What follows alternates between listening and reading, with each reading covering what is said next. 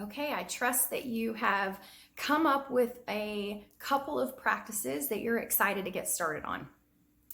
I want to give you a few pointers or reminders about engaging in practices. First of all, be specific about what you're doing, when you're doing it, and the why that you're doing it for. So I shared with you last week that one of the practices I've been doing is walking the block every day.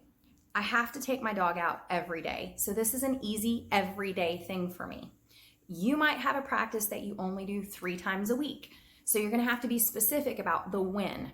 For me, it's every day, sometime in the middle of the day when I take my dog outside, I walk the apartment block.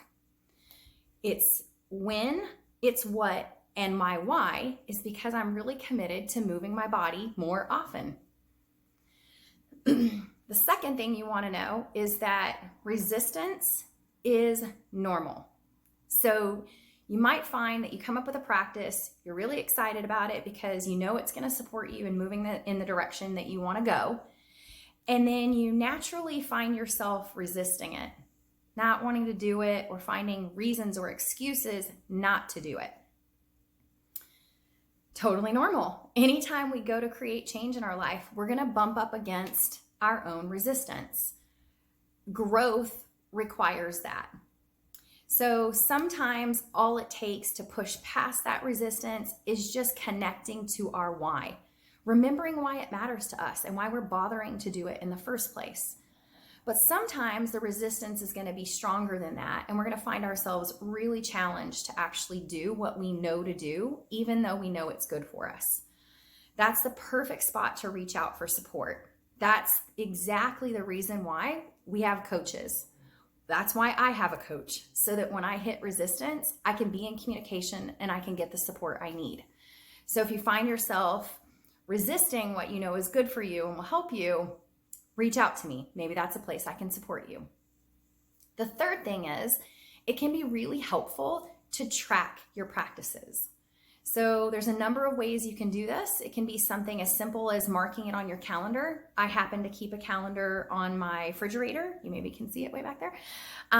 You could just mark on your calendar that you did what you said you were going to do, right? So you can kind of keep track of it.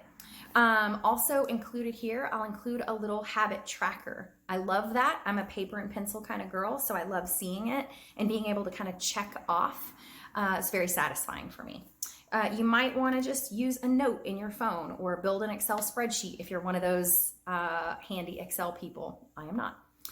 However you want to do it, it can be really supportive to track your practices as you go and see how much you're accomplishing, or maybe how little you're following through, and again, might be a place you want to reach out for support. All right, you guys, I hope this little series about practices has been helpful. I can tell you right now that engaging in these consistent little micro moves over time has been absolutely life-changing for me. I revisit my practices every so often. I drop some when I no longer feel like they're serving the intention, and I adopt new ones anytime I want to grow in a specific way. So yeah, I'd love to hear from you. What difference has it made for you to explore your practices and make new commitments? All right, see you next month.